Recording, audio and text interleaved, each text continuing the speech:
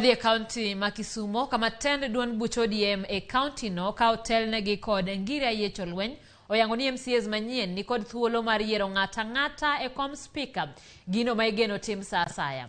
Kata kamano ayecho wacho ni negi ndiko barua ne tend duon buch ODM ka hotel negi kod jagoro Edwin Sifuna banka MCAs ne obago romo ma onyisogi ng'ano magineno ni ber katelo negi.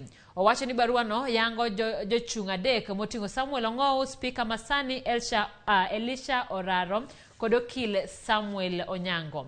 Omedo ni MCAs ni kod ratiro mar dhi nyime kod romo ma opogore ka gisumre paro ewi ng'atno magidwaro ni otelnegi.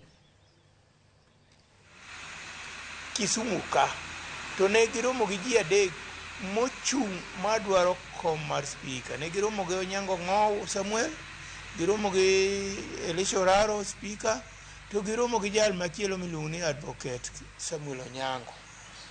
Ne giromo giloso kodgi.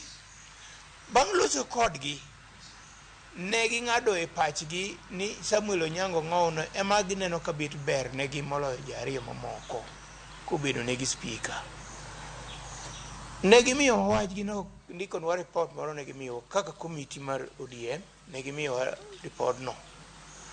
Kaluwore gi report no ne waloso barua moro ma be ne wa recommend ni Samuel Onyango Ong'ow jogo neno ni ber negigo bende bera ka giyiero.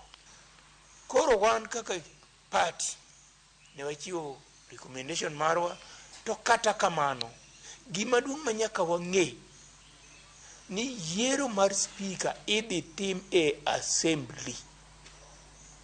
Wan kaka party ok wadhi yiero kuro.